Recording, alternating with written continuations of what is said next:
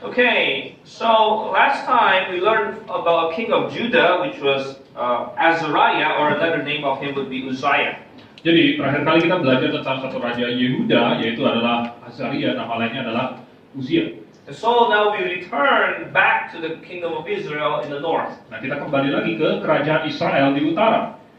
And what we see here in the verses that we've just read, around 23-24 verses, Dan dari 23-24 ayat yang sudah kita baca, we see the picture of the decline and fall of Israel. kita lihat gambaran dari menurunnya dan jatuhnya kerajaan Israel. We read about 5 kings in the space of 20-something verses. Kita membaca 5 raja dalam 20-an ayat. They don't reign very long. Some of them even reign for only 1 month. Ya, mereka tidak memerintah lama, bahkan ada yang hanya 1 bulan saja. And this shows how they did not have God's support. Dan ini menunjukkan bahwa mereka tidak didukung oleh Tuhan. In fact, all of these 5 kings all came into power within the same one king in Judah, which was Azariah. Bahkan raja-raja ini mereka memerintah dalam zaman pemerintahan satu raja Yehuda. So we can imagine 5 kings in quick succession in Israel compared to the stability of one king, although imperfect, of course, Uzziah we already learned in Judah. Jadi Anda bisa bayangkan 5 raja-raja dibandingkan satu yang stabil walaupun tidak sempurna, tetapi ya, didukung oleh Tuhan yaitu Uzia. Right, and all of these 5 kings, 4 of them met a violent death. Only one of them can be said to die naturally. Dari kelima raja ini, 4 mati dibunuh dan hanya 1 yang bisa dikatakan mati wajar. So we see greatly a sign of the coming end of the kingdom of Israel. Jadi kita bisa melihat dengan jelas tanda-tanda akhir dari kerajaan Israel. In fact, the last king of Israel would be Hosea, which we did read mention at the very last there. Dan kita lihat raja terakhir kerajaan Israel adalah Hosea yang kita tadi baca. After that, the Israel kingdom, the northern Israel kingdom, will be no more. Lalu sesudah itu kerajaan Israel yang di utara tidak ada lagi. And this reminds us back several weeks ago, maybe a month or 2 ago, when we talk about Jeroboam II. Jadi kita ingat beberapa minggu yang lalu, mungkin 1 bulan yang lalu kita bicara tentang Yerobeam yang kedua. The first Jeroboam was the one who rebelled against Rehoboam. Yerobeam yang pertama adalah raja yang memberontak terhadap Rehoboam. But the second Jeroboam is a son of Jehu. Tetapi Yerobeam yang A kedua grandchild, actually. adalah cucu dari Yehu. And the second Jeroboam, we said, was the last golden age, the last hurrah for Israel. Dan Yerobeam ini adalah masa kejayaan terakhir dari kerajaan Israel. God in His grace allowed Israel a respite, political and military victories and financial boom. Dalam kasih karunia Tuhan, Tuhan memberikan satu kesempatan terakhir lagi untuk menikmati berkat ekonomi dan kemenangan politik. It is meant to turn them back to God. Maksudnya adalah supaya membalikkan mereka kembali kepada Tuhan. But they did not take advantage of that. In prosperity, they continue in their sins. Tetapi mereka tidak memanfaatkan itu. Di dalam kemakmuran mereka, mereka lanjut di dalam dosa mereka. And therefore, we get into this irreversible decline. Dan akhirnya mereka sampai masuk ke dalam penurunan yang tidak bisa dibalikkan lagi. But what are the spiritual lessons for us today? Tapi apa pelajaran rohani bagi kita hari ini? 3 things I want us to take note of. 3 hal yang saya ingin kita perhatikan. Let's look first of all for our first lesson into the reign of Zechariah. Yang pertama, ini Zakaria, Azaria. No, Zechariah. Zakaria. Right. And the first thing we learn from the reign of Zechariah is that man has a responsibility. Hal pertama dari pemerintahan Zakaria, kita pelajari bahwa manusia punya tanggung jawab. Man has a responsibility before God. Punya tanggung jawab di hadapan Allah. Now, Azariah is also a descendant of Jehu. Nah, Azaria juga adalah keturunan Zechariah. Zakaria. Okay. Zechariah.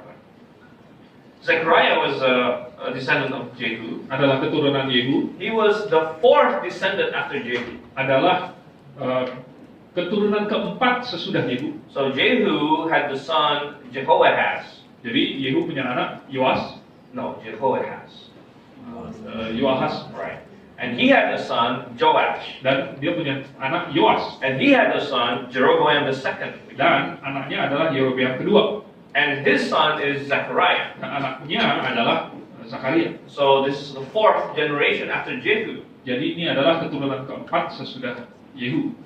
And he fulfilled the prophecy that God made. Dan dia menggenapi nubuatan yang Tuhan sudah berikan. Let's look at verse 12. Ayat 12. This was the word of the Lord which he spake unto Jehu, saying, Thy son shall sit on the throne of Israel unto the fourth generation. And so it came to pass. And this specific prophecy was given back in chapter 10, verse 30. Dan nubuatan ini ada di pasal 10 ayat 30. And although he was fulfilling prophecy, that did not mean that he had no responsibility. Dan walaupun dia sedang menggenapi suatu nubuat, bukan berarti dia tidak punya tanggung jawab. First of all, the prophecy itself was given because or in response to man's action. Pertama, nubuat itu sendiri ada karena itu adalah respon terhadap perbuatan manusia. Let's go back to 1 Kings 10, Kembali ke pasal 10. verse 29, and 2 Kings 10, 2 Raja-Raja 10 right? Verse 29. ayat 29.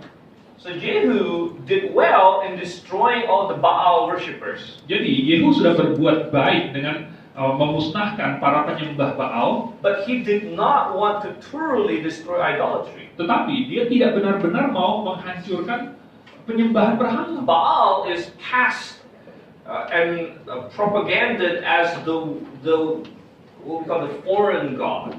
Jadi Baal ini diproyeksikan sebagai dewa asing That needs to be cut off from Israel. yang harus dibuang dari Israel. And this coincided with his political aim of destroying Ahab and his house. Dan ini kebetulan cocok dengan tujuan politik untuk menghancurkan Ahab dan dinastinya. But he did not want to touch the golden calves. Tetapi dia tidak mau menyentuh lembu emas. It would cost too much politically. Ya, secara politik harganya terlalu tinggi. It would be going against something native, something that the founder of the kingdom of Israel, Jeroboam I, did. Itu akan melawan sesuatu yang sudah membudaya, yang didirikan oleh Yerobeam yang pertama, yaitu pendiri dari kerajaan Israel. But because he did not want to follow God full-heartedly, Tetapi karena dia tidak mau mengikuti Tuhan dengan segenap hati, in verse 29 it says there, he clung on to the golden calves. So in verse 30, God gave that prophecy. jadi di ayat yang ke-30 Tuhan memberikan nubuat itu. That because you did something good, Ya, I will let your sons to reign under the fourth generation. ya, oleh karena engkau telah berbuat baik, maka akan dikasih pemerintah sampai keturunan yang keempat. If Jeroboam had full-heartedly followed God, I think his dynasty would have endured much longer. Seandainya Yehu mengikuti Tuhan dengan segenap hati, saya pikir dinastinya akan lebih lama.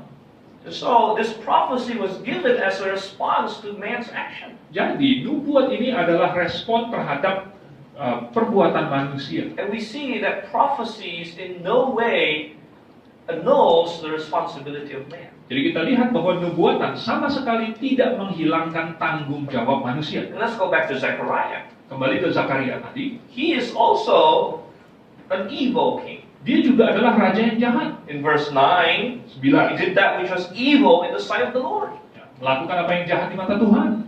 And so he fulfilled prophecy by choosing with his free action to go against God. Jadi dia menggenapi nubuat dengan memilih berdasarkan kehendak bebasnya untuk melawan Tuhan. God did not program him to do so. Bukan Tuhan yang memprogram dia melakukan itu. God already foresaw that he would be evil. Tuhan sudah melihat sebelumnya bahwa dia akan jahat.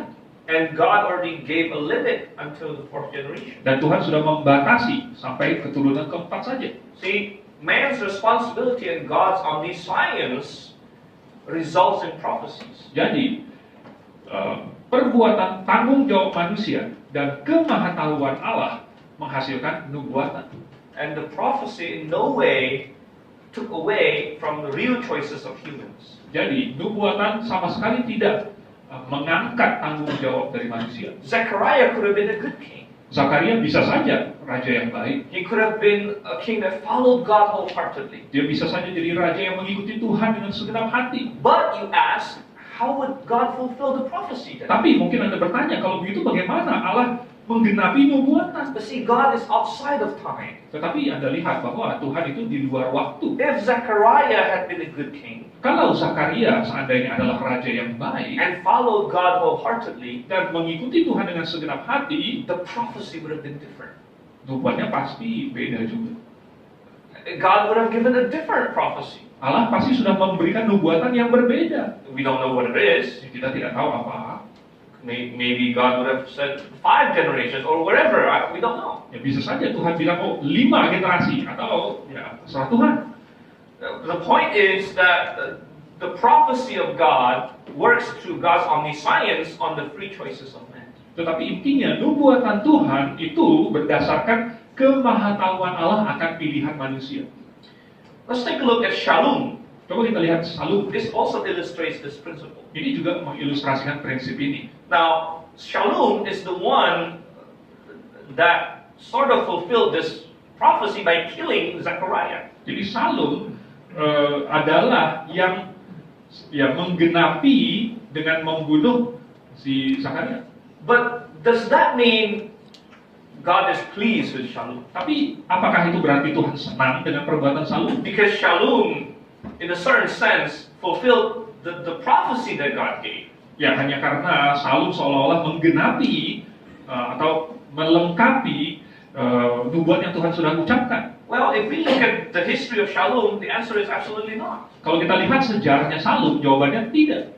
In fact, all 5 kings except Shalom was given the conclusion by God that they are evil.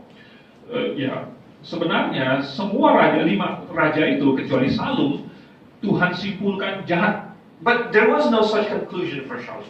Tetapi tidak ada kesimpulan itu terhadap Shalom. Why is that? Kenapa? Because he only reigned for 1 month. Karena dia hanya memerintah 1 bulan saja. There was not enough time for him to do anything worthwhile to be commented on. Tidak ada hal yang dia lakukan yang layak untuk dikomentari. And apparently God was not pleased with him. Dan rupanya Tuhan tidak senang dengan dia. And he was promptly deposed by somebody else. Dan dia segera digulingkan oleh orang lain. And so we see that we can be doing something that God said will happen, but in a negative way. Bisa saja kita sedang melakukan sesuatu yang Tuhan sudah bilang akan terjadi, tetapi dengan cara yang negatif. So you can go. All right. But we see here that, for instance, Judas Iscariot is another example. Contohnya Yudas Iskariot. God said that God already prophesied that the Messiah will be betrayed by a close friend. Tuhan sudah menubuatkan bahwa Mesias akan dikhianati oleh orang dekat. But that does not mean he does not bear responsibility. Tapi bukan berarti dia tidak punya tanggung jawab. He has the choice what to do. Dia punya pilihan apa yang harus dia lakukan. And Shalom fulfilled this prophecy not out of righteousness. Dan Shalom menggenapi nubuat ini bukan karena dia benar. He fulfilled it because of the sin in his heart. Dia menggenapinya karena dosa yang ada dalam hatinya. Now, we compare this to David. Nah, coba kita bandingkan ini dengan Daud. David was prophesied, not only prophesied, he was already anointed as king.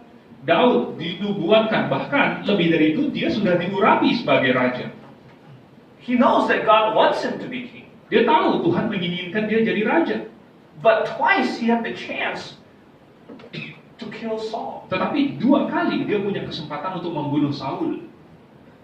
Everybody under him was saying, this is it, this is the chance. God delivered him to you. Semua bawahannya berkata, ini dia kesempatanmu, Tuhan sudah menyerahkan dia ke dalam tanganmu. it is no coincidence that out of all the caves that he can, take a dump on or go to the toilet, that he chose this specific cave where you are. Bukan kebetulan dari semua gua-gua yang lain yang bisa dia pakai jadi toilet, dia pilih gua yang tempat kamu berada. It is now that you can kill him. Nah, sekaranglah kamu bisa membunuh dia. But David had a choice. Tapi Daud punya pilihan. And he said, I don't want to kill him. Dan Daud berkata, saya tidak mau membunuh dia. I will not use God as an excuse or some kind of prophecy as an excuse. Saya tidak mau menjadikan Tuhan atau nubuat jadi alasan. I will do what is right. Saya akan melakukan apa yang benar. And God can take care of His own prophecy. Dan Tuhan bisa menggenapi nubuatnya sendiri. If God wants to kill him, God can do it, whether it be through war with the Philistine or through some illness. Kalau Tuhan mau membunuh dia, Tuhan bisa pakai, apakah itu perang dengan orang Filistin atau lewat sakit penyakit. But I will take care of my own heart. Tetapi saya akan menjaga hati saya. And this is the right way of looking at things. Dan inilah cara yang benar melihatnya. Let's go back to 2 Kings 15. Kembali ke 2 Raja-Raja 15. The first thing we learn from these kings is that man has responsibility. Hal pertama yang kita pelajari dari raja-raja ini adalah manusia punya tanggung jawab. The second thing that we learn is that decline and sin oftentimes start small but became very big later. Kedua, kita pelajari bahwa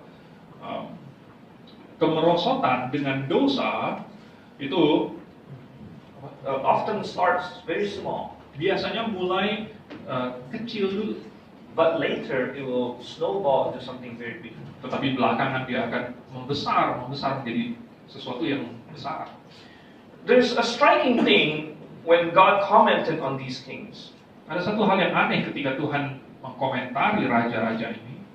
In that a certain person who lived around 200 years ago, his name kept coming up.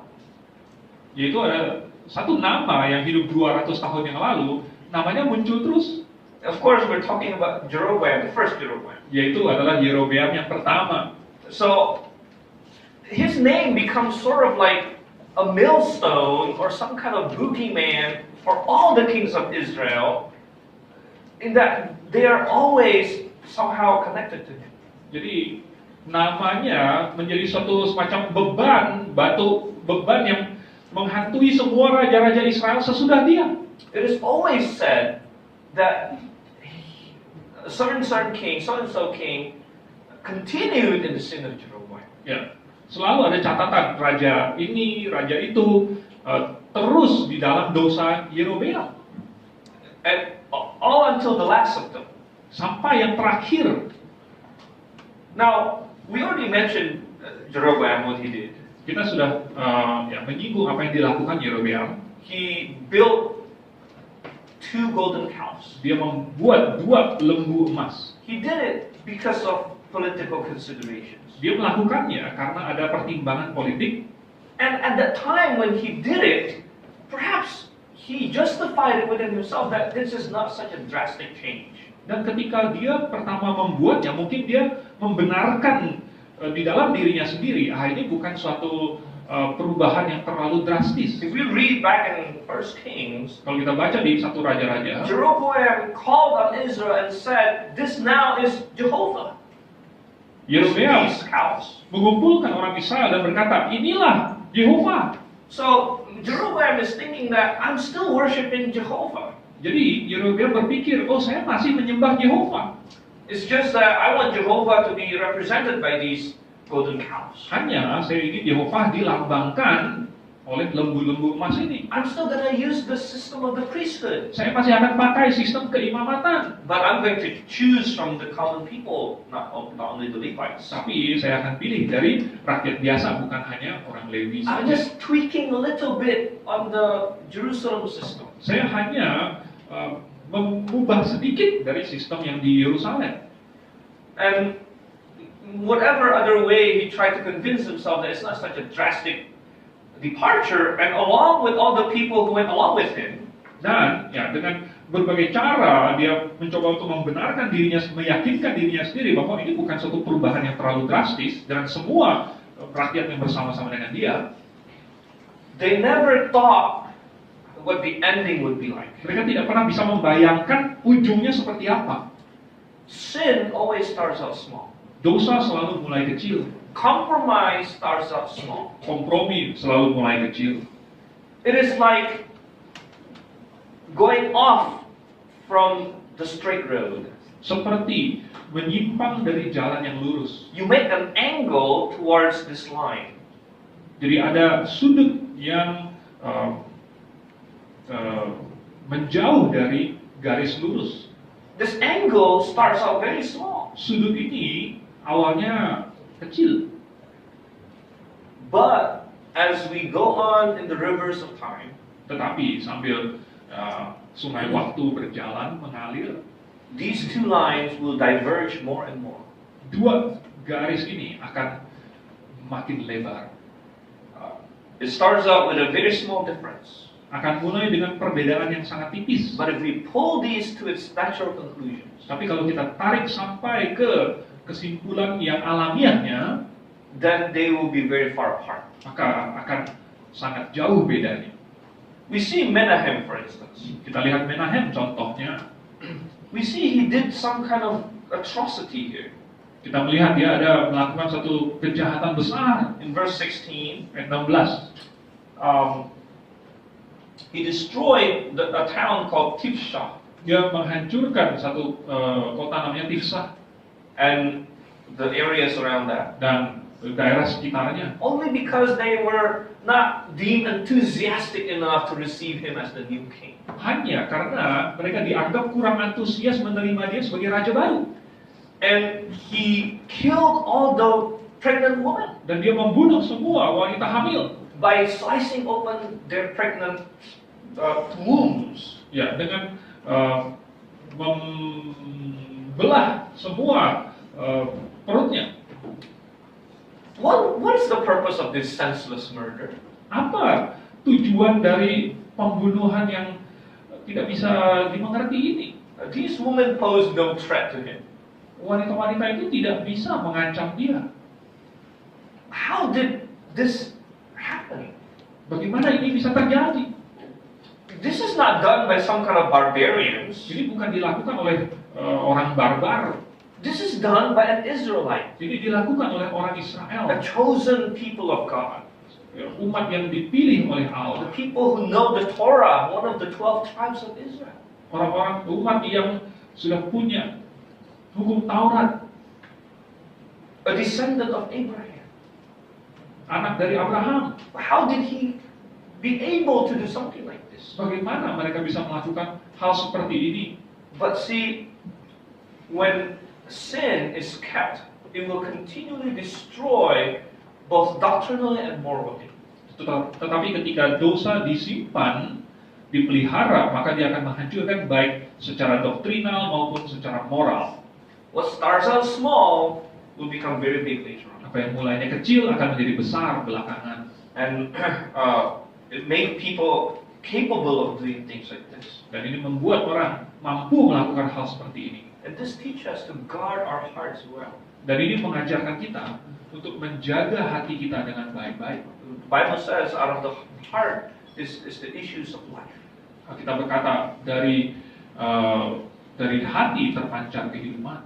And if we don't guard it well, we allow something small to deviate from God, we don't know what the end result.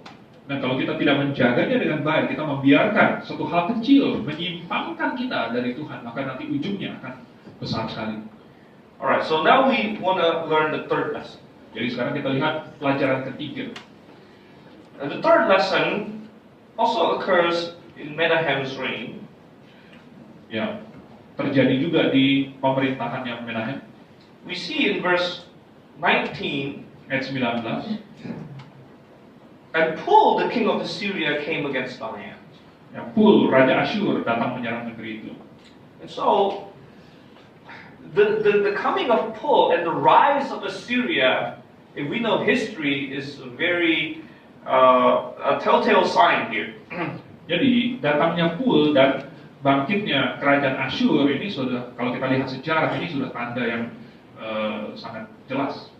And the third lesson is that God actually gave Israel a whole lot of warning, but they disregarded it all. Jadi Tuhan sebenarnya memberikan Israel banyak sekali tanda peringatan, tetapi mereka abaikan itu semua.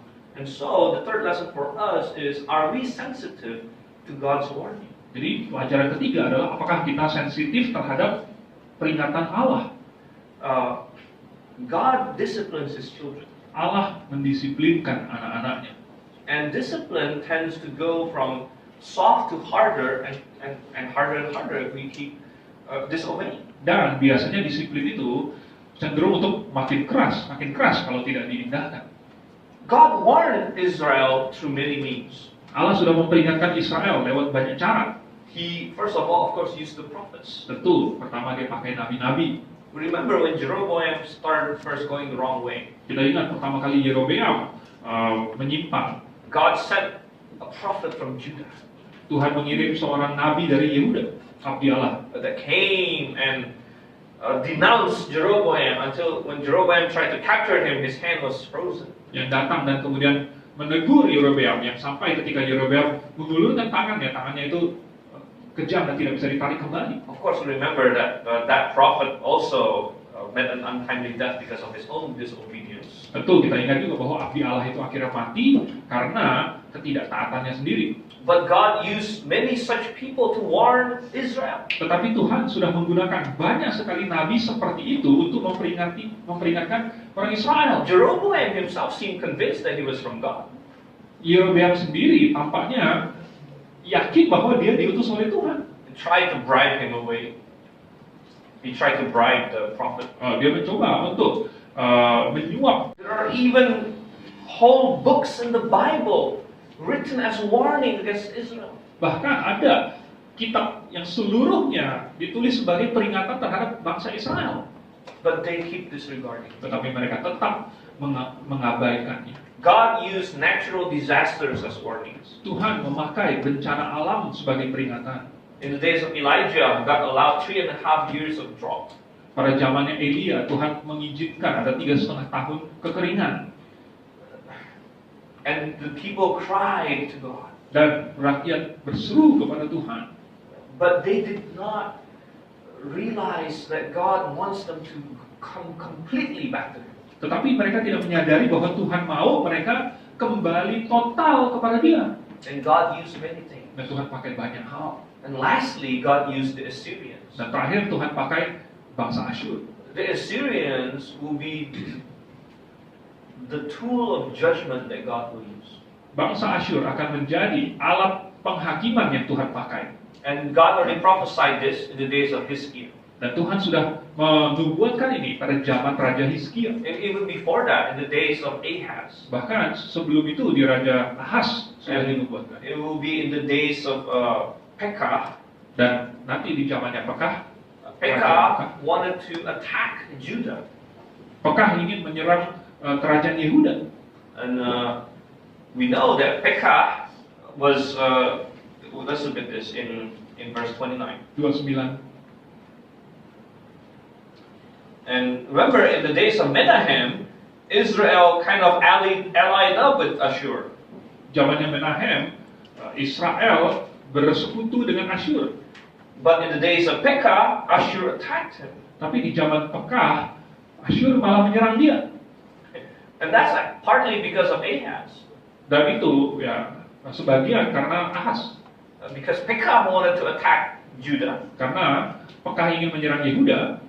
And Ahaz thought, oh, I need to pay the Assyrian to attack Israel. Jadi Ahaz pikir, oh saya harus bayar Raja Asyur untuk menyerang Israel. And Isaiah came and said, no, don't do that. Lalu Yesaya datang berkata, oh jangan lakukan itu. Because Ashur is not your friend. Karena Asyur bukan temanmu. Ashur is a tool of judgment. Asyur adalah alat penghakiman. And so God has been warning through the prophets that I'm going to punish Israel and Judah through Ashur. Jadi Tuhan sudah memberikan peringatan lewat nabi-nabi bahwa aku akan menghukum Israel dan Yehuda lewat Asyur. And here comes Ashur knocking on the door. Dan datanglah Asyur sudah mengetuk pintu, but they did not get the hint. Tetapi mereka tidak bisa membacanya. the warnings from God. Peringatan Tuhan. Sometimes, maybe to get our attention, God has to do something drastic. Kadang-kadang untuk mendapat perhatian kita, Tuhan harus melakukan sesuatu yang drastis. But we should cultivate a readiness to hear God. Tetapi kita harus membangun kesiapan untuk mendengarkan Tuhan. Is God trying to tell us something? Apakah Tuhan sedang mencoba untuk memberitahukan kita sesuatu? Well, first of all, He'll use His word. Pertama, dia akan pakai firman Tuhan. Maybe there are things you will hear in sermons. Mungkin akan ada hal-hal yang Anda dengar di dalam khotbah. Maybe like today in English service. Mungkin seperti hari ini di khotbah bahasa Inggris. Or maybe this morning in this morning service. Atau mungkin tadi pagi di kebaktian tadi pagi. Or there are many times you hear sermons. Atau banyak kali Anda mendengarkan khotbah. And you will be advised from the Word of God about how you should act. Dan Anda diberi nasihat dari firman Tuhan bagaimana seharusnya bertindak. That's God trying to reach us. Itu Tuhan mencoba untuk menjangkau kita. But we can disregard it. Tapi kita bisa mengabaikan itu. We say, who cares? Ya, siapa yang peduli? And God will use maybe a harder method. Ya, mungkin Tuhan nanti akan pakai cara yang lebih keras. We don't want that actually. Sebenarnya kita tidak mau itu. Yeah, we don't want to be spanked by God. Kita tidak mau dipukul oleh Tuhan. Sometimes God does. Ya, kadang-kadang Tuhan harus. Jonah was spanked by God. Yunus sempat dipukul oleh Tuhan using a big fish. Pakai ikan besar. He got hurt really bad. Ya, dia sakit juga, lumayan parah. But the point is, are we listening to God? Ya, tapi intinya apakah kita mendengarkan suara Tuhan? Not going to some cave and try to dream something. Ya, bukan masuk ke gua lalu mencoba untuk mendapatkan mimpi. Through the preaching of God's word. Tapi lewat khotbah firman Tuhan. Through the advice and exhortation of fellow believers. Lewat nasihat dan teguran dari sesama orang percaya. Maybe by God allowing us to experience hardship. Mungkin lewat Tuhan mengizinkan kita mengalami kesusahan. Do not disregard God's voice. Jangan mengabaikan suara Tuhan until the Assyrians comes to our gate. Sampai Asyur tiba di pintu gerbang kita. And you might be too late by then. Ya. Waktu itu bisa saja sudah terlambat. Let's borrow some prayer. Mari kita tundukkan kepala.